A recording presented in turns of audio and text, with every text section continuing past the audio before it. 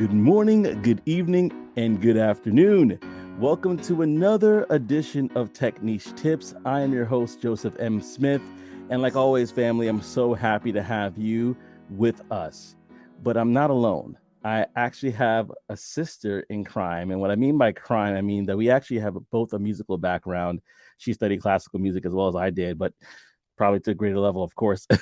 And so I just wanted to bring to the stage someone that has a great story that I know that you'll resonate with, and that is Tamara. Hey, Tamara, how are you doing, sis? Is everything well? Hey, yes, I am great. Whoop whoop, and Whoop, super happy whoop. to be here. Thanks so much, Joseph, for inviting me to speak and share. Absolutely. And I'm really excited to get into this conversation with you and talk about your journey, talk about the Ooh. mindset and everything that led you to be a sales engineer and other things that you're doing as well. So we're going to get into that. But before I do, you can see we have our hats on today. I have my hat on from Apostle Brand. That is actually the one of my friends. He has a brand. He does shirts. He does dad hats and other things as well. I'm going to post his link in the description below. Please check out his gear. It's awesome. You're gonna love it, and because I I know love I it. loved it. Yeah, it's really cool stuff. And so, with that being said, family, you know how this goes by now. It's the boots to the brain. Boots is symbolic Whoop. of the journey one takes. Brain is symbolic of the mindset one has to not only be where Tamara is right now, but to scale from there. So, Tamara, without further Mhm. ado, let's start from the very beginning because the beginning is a great place to start. Take it away. Yes. Okay. That was a musical reference. Sound of Music. If you know, you know. I am Tamara, as you guys can see, and where at the beginning shall I start? I grew up in Jamaica, so my family is Caribbean. So I'm a Caribbean American person, and my journey kind of starts. I moved from Jamaica by myself to live in the States, and I was pretty much on my own in a sense. And I think I have to start there because that's where I developed a lot of my grit. Um, and I haven't shared this much of detail with other people, but not having such a stable upbringing, I think it caused me to find stability within. Um, so when I moved to the States, I a lot of things opened up. I was very much interested in choir because we had choir in Jamaica, but it wasn't to the level of how things were here. And so when I went to academy, I was like, oh my gosh, I could be in the choir, and they sing choral music. And I was super excited about that. And then we had someone come and talk to us about their major, which was in music. And I had my first voice lesson with this beautiful, amazing singer, Brandy Sutton, calling her out, shouting her out. You guys should look her up in a city near you. She sings everywhere. And that was where I was introduced to opera. And I just knew that that's what I wanted to do. And so that's how my journey started. I went to undergrad for music performance. Then I went to grad school, and eventually I attempted to earn my doctorate in it. And as any story goes, I was singing and I fell in love, and then ended up in a different country. But sadly, that was not a very healthy situation for me. And um, out of that situation, out of that marriage, I had a daughter. So this is where things started to pop up. This is where I started to think, what can I do? How can I get myself into a secure situation, a safe situation? And how can I provide for my daughter? I loved music, but it until you're at a certain level, you have to fund your career. So I always had tons of jobs that I used to fund my career. So I would say I say I'm an opera singer and that was my profession, but my daytime job is really whatever I could do to give me money. And so that included teaching, clerical types of jobs, sales jobs. And so I kind of looked at all of this experience, and that's when I started to come up with what I could do. What is it that can get you from point A to point B? The first thing I thought was, I don't want to be doing something really boring. I need to be in a career that still uses my brain, and I'm creative, and I want to incorporate all of those things. So the first stop was UX design. Um, and I still am very much interested in that. However, the situation that I was in called for me to make a switch more rapidly. And so I started thinking about things that I already had. What were my unique traits? What kind of soft skills have I gained from all of my career experience, or all of my job experience, should I say? And that is how I stumbled upon pre-sales, or being a sales engineer, solutions consultant. You guys know it has many names. And I don't know if if Joseph wants to cut me off and ask any questions, but I can continue. I don't. I'm not sure if that's Well, I'll come in here, God. She says she's from Jamrock. What? Jamrock. That's Well, my right, family's Trini. Jamaica. Exactly. Jamaica. It's funny. My family's actually from Guyana, and Oh, my grandma's Guyanese. She's what? Guyanese. So Look at my that. family's mixed up, mixed up. Yeah, we have all of that. Wow, you're from all over. Oh, that's Yeah. amazing. That is amazing. Because I want to, Mhm. I don't know if you viewers, this. I like to peel the onion back. So Come I don't on, want to peel it. skip over that thing because that's a great context. We have a lot of people from different backgrounds, and many of Yes. them are from the Caribbean background, similar to us. Talk about growing up in Jamaica. How was that experience Mm. for you? Well, it was great. I mean, my family is Caribbean, so, and I'll back up even further because I claim Jamaica, but my family's Trinidadian, Guyanese, Bajan. We got all of it mixed up. Your And so, CARICOM. yeah, exactly. So, for me, after when I grew up in New York, so until around 7, my father died, and then we moved to Jamaica because my mom got a job working at NCU. If y'all know, you know. And that's when I moved. So from 7 on to 13, I was in Jamaica. It was a change. I mean, I think my childhood I would say, was great. We spent a lot of time outside. My stepfather has a farm, so there are tons of stories about running away from cows, almost dying in a stampede, like a lot of crazy stories. But it was happy. It was filled with a lot of happiness. It's a simpler life for sure, because you don't have as much, but because you don't have as much, you don't know what you don't have, in a sense. And that also added to my character. The only difference at the time, I'm a strange person, I would say. Then I was an even stranger kid, so I was very much I was definitely like a hippie, and that was not, when you go to smaller places. I wouldn't say small places, but more traditional countries. And I've lived in a lot of different countries. You realize that one thing we're blessed with in America is, you know, standing out is accepted. And in smaller countries, I lived in Austria, lived in South Korea, lived in Spain. All of those places, they're more traditional. It's smaller, That's so things are. The whole idea when you're there is to kind of go, right? And so it was a little bit hard in that sense for me, because I was always like very creative, and I have ADHD, so I was all over the place. So me moving to America, to Alabama, was one of the best things for me, and it's opened me up to a lot of opportunities that I wouldn't have had otherwise. So Wow, wow, wow. that's my spiel. But you went from, wait, I was in Jamaica, Trinidad. You went all over the Everywhere, world. Wow. pretty And much. Yeah. and could you I don't want to go ahead right now, but Mm.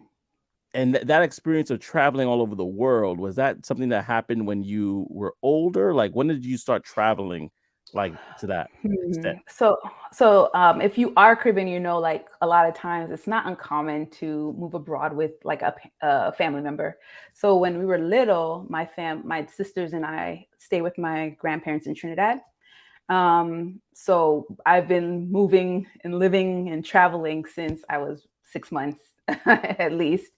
When I was in college, that was when I started. I studied abroad. I studied Spanish in college, so I went to Spain for a year, and then after I graduated,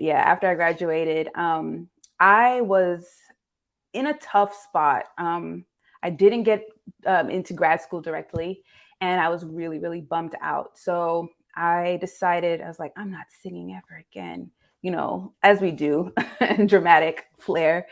I actually started to teach English in South Korea, and I loved it. I loved it. If I stayed there, it would have been very hard for me to leave. I'll say that. Um, However, I started taking lessons with a teacher in Korea. And that's when I started to fall in love with music again. And when I got back, my voices had developed. And my teacher in the States was like, you need to apply again for grad school. And I was like, ugh, I don't want to. But I did. And I got into the school that I wanted to. And it was one of the best experiences for me. I think that was like one of the highlights of my life, living in San Francisco, and I got a lot of exposure. I learned a lot. I saw how small I was, which is um, when we talk about career switching and transitioning. That's something I always try to express to people. Like, with learning, you realize that you don't know anything, and that's not a bad thing. And that goes into imposter syndrome. It's okay to not know. And I, maybe because I can't pick up so much on a lot of social cues sometimes, I ask questions, and even though it can make me seem silly or like I don't know, I don't know anything, I'm okay with it, because I don't know, and that's the only way I can learn. And so that's the approach I've taken in almost everything, since that experience in grad school, going into pretty much an all white situation, school, being one of the only Black people. And I think that was a time in my life I felt extreme imposter syndrome, to the point that it was like debilitating. I developed performance anxiety, because I just felt like I was never at the level. And then I got this man. I had two wonderful teachers in that experience, but one of them is an amazing teacher, very famous teacher, and he told me, Tamara, you have to start. You're never going to be perfect, so just get out there. You need to be singing. And that was something that really changed my perspective. And it's something that I not only carried it within my musical journey, but I try it now. Yeah. Don't mean to jump all over the place here, No worries. but My wife, she's like, I self-diagnosed myself as ADHD, and so that's what she Mhm. says about herself. And so she's kind of the same way. So I'm following your train, and I love it. Yeah. This is gonna be y'all stay tuned. Put your put your seatbelt on. This is gonna be a banger. So It's let me learning. just go back a little bit there, because you were talking about Absolutely. imposter syndrome. Hmm. I have a lot of questions about the world stuff. We're gonna get to that in a second. This might be a Hmm. two-part series. Let's see. Yeah, But sure. in regards in I regards don't know how I'm to so that part, blurry. oh Yeah. no, you're good. You're good. Yeah, it's fine. Don't worry about it. We're having fun here.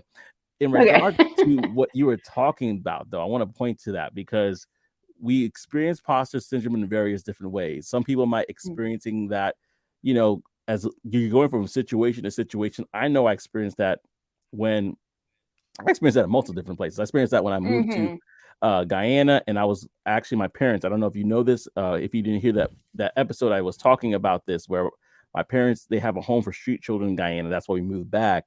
And Oh when I was wow. living there, they had about I went to school. I went to an American school, so that's with like Hmm. diplomats, the wealthiest Yeah. of the wealthy in the country. So I'm going to school with the wealthiest, and I'm coming home to the marginalized. And I'm like, Yeah. where do I stand? Yeah. Where do I fit Exactly. in this equation? So Mm. imposter syndrome can look in various ways. It look different for Yes. people in various ways. And I think sometimes, and I'm going to talk about this because this is something that I thought was very interesting. Will Smith said one time on the Breakfast Club, it was him and Martin Lawrence that were having an interview talking about Bad Boys 3, the production promotion of Mm-hmm. it. And he talked about the Will Smith, the Fresh Prince persona that he had to kind of come into play with because it opened doors for him. Fresh Prince allowed him to Yeah, have a career and all these different things. And so now he's like, but that persona is not working for him anymore. People exactly, aren't laughing at the exactly. same jokes. People are kind of like, yeah, what are you? Mm-hmm. And so sometimes imposter syndromes can make us feel as though we have to become something that we're not really, Oof, that we're not. And so one of the things I want to challenge people is be your authentic self as you're going through this tech sales journey. Be the come self on. that you were created to be, because that is what people are going to receive you as. And I remember there were situations, and this was an unfortunate situation where I was somebody that I was not really supposed to be at like a couple jobs ago, and it was a dream job for me, but I ended up Mm, kind of feeling like I botched it because I was this caricature of a younger version of myself mm, that person being that person opened doors for me. I was able to, sing in different choirs and be in different yeah. places because of that persona that I had as a child. But as a grown adult, you don't bring that with you when you're in a new situation. You mature, right? And you become a Mm, different person, you grow. And so that's something I just wanted to talk about is like you may feel like you have to become somebody to be in tech sales, whether it's being a solutions engineer or a sales engineer, I should say, or SDR, AE. Be your yeah, authentic self. That's what people want to see. Now, I have a question for you, Tamara.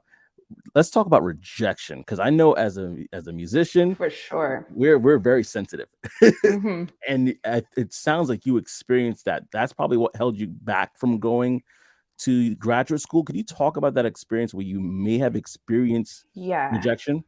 Yeah. Okay. So I am like, me and rejection go way back. You know what I'm saying? So, Mm. um, Oh, I gotta apologize. I was gonna say this, but I didn't mean to say it. My condolences for you and your father.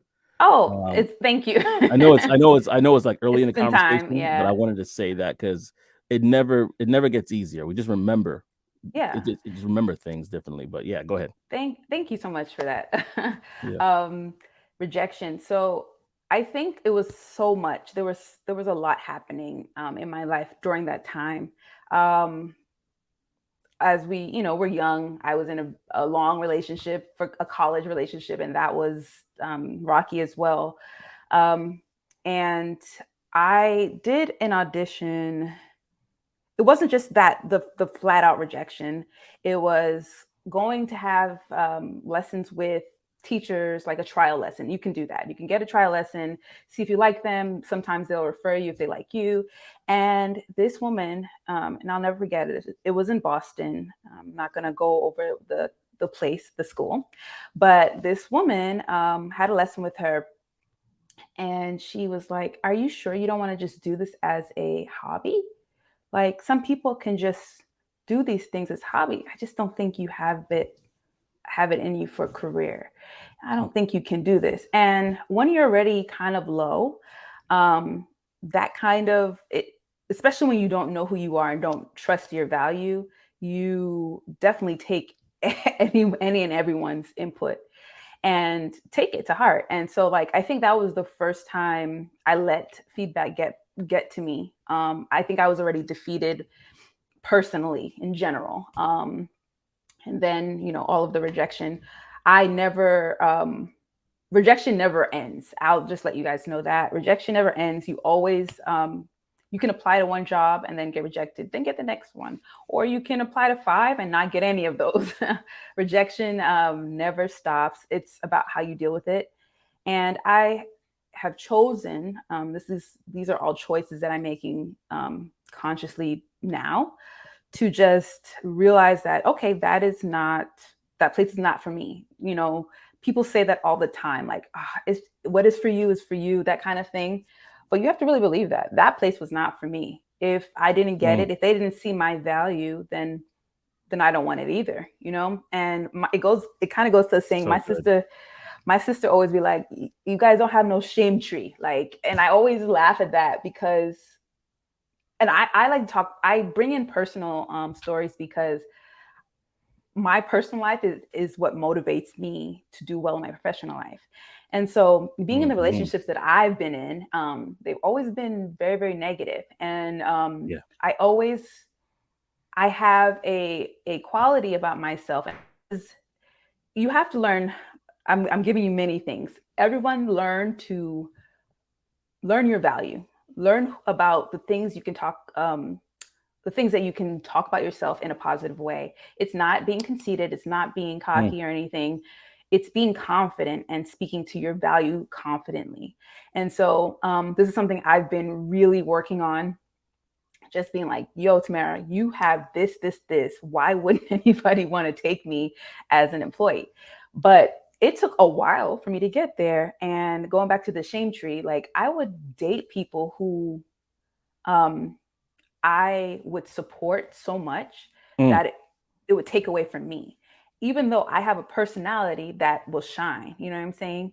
I would mm, always hide behind that person because I mm, wanted them to have the light.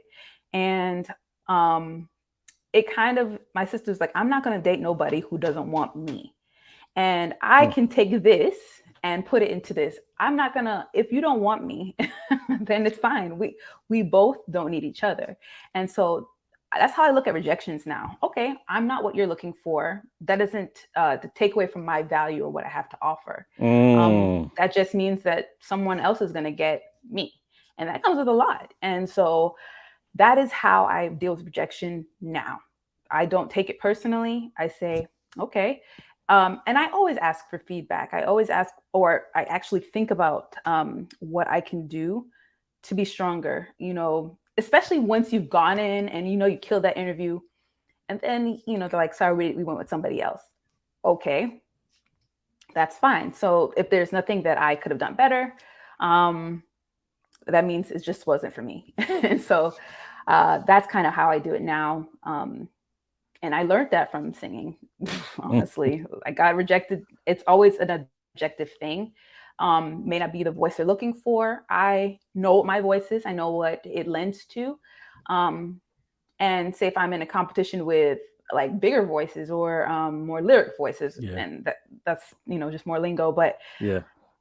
if they went with a certain voice and it's not my type of voice, then I know that I'm just not what they were looking for. And so it's just as easy as that.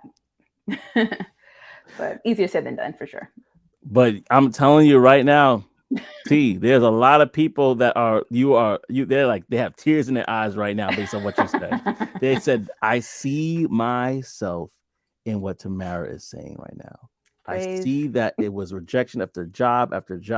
Because I know we're talking about life here, right? We're talking about Mm-hmm. life here, family. And so, as a singer, Tamara's a face rejection. In life, she's faced rejection, and you Mm. may be facing rejection as well. And so I want to encourage you right now, as you're listening to the sound of my voice, to not give up hope, because on Yes. the other side of that rejection, there's a yes for you. All you Hey. need is one. You don't need a plethora of yeses. You just need one yes. And as I say to those that watch, you know that I'm affiliated with Course Careers, and so we do offer digital marketing. We do offer now I'm drawing blanks. Tech sales specifically as an SDR. We do offer IT as well. Different ways for you to go through this, and I want to encourage you right now. Do not give up hope. Keep the faith. All you need is one yes, in spite of all the rejections you may be experiencing right I now. love it. I Oh, love there are it. people that are like clapping right now, stomping their feet. They're Praise the Lord. stomping. They got something Taking to a eat. They did. They're running. They running Yeah, so around the they're house. running around. Hey, They like, thank he's you. he's yeah, exactly. He's giving a word today. They go in. We Oh no, churchy. you too. This is helping a lot of people. So I'm I so hope glad you. so. I hope so. I mean, I do want to Yeah, piggyback and feed off of what you were saying in terms of so please this do. is guy going forward in the journey.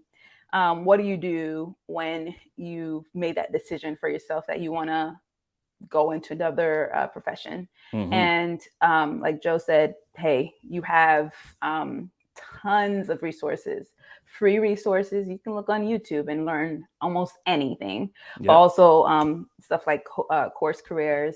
I went through PSA, and there are tons of other ones that Yep. when you feel like you are not, you getting your tapping into that imposter syndrome. There are ways to combat that. I also know, like, when it comes to anxiety or any kind of imposter syndrome, a lot of times it goes back to preparation. Anytime I had a lot of anxiety, performance anxiety, it would be because I didn't Speaking feel the like I truth. knew it cold. You know what I'm saying? Oh yeah. So that, the best way to arm yourself, because you're going to have imposter syndrome regardless, but the best way to arm yourself is being prepared, trying to get as much knowledge about the career you're interested in, and putting that work, put that in. That's very important. It's I know we talk about, like, or Black people, we're all trying to help each other get into the next phase of our lives.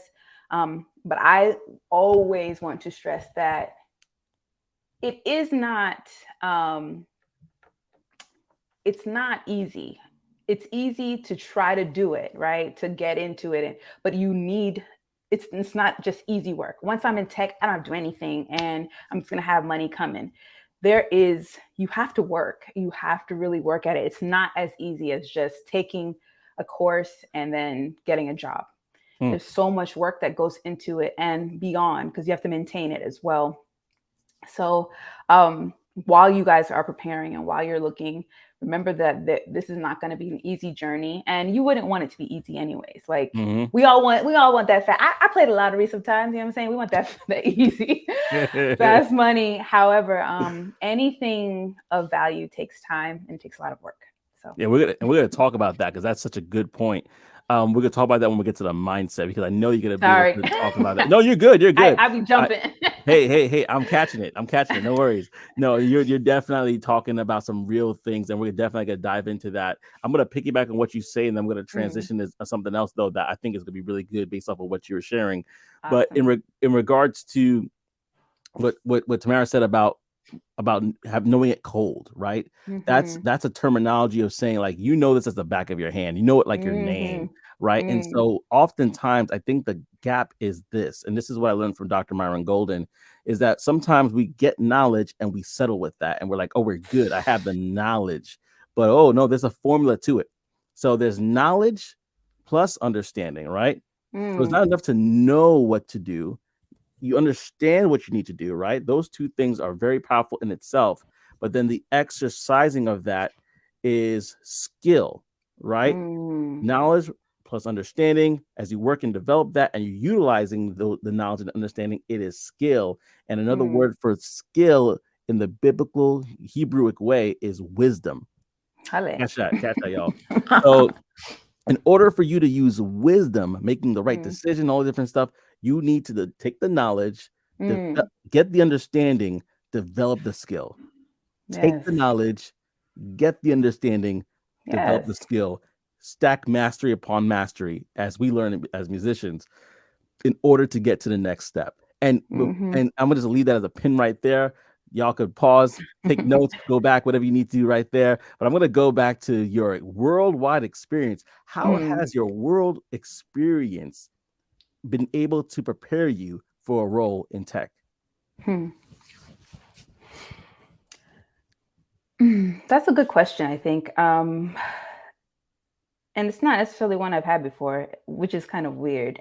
I think it's a really good question, but it's not okay. Now I'm not blurry anymore. So, I think my worldwide experience has definitely influenced how I relate to people and how I understand, how I approach things in general. I will be the first person to tell you I'm not the most aware of what I say. I kind of am one of those people, I just say it and then think, oh, I shouldn't have said that. But living abroad has definitely it's made me pay a little bit more attention, to other people, and I think that makes me really great ally. I do a lot of work at my company with the DEI communities and initiatives, because I'm empathetic to other situations, and as a sales engineer, empathy is one of the biggest ticks you can get. If you say you're empathetic in an interview, they will be like, oh yes, we want empathetic sales engineers, because allows you to put yourself in someone else's position to see their perspective. And so when you are talking to a prospect about pain points, you're able to actually see it from their perspective and internalize that and actually present them with a solution. Um, and they can like you talked about being authentic, they can actually feel that, wow, he or she's actually getting it. And it will form great rapport and help you build those customer relationships. Not only that, it helps you work cross functionally very well.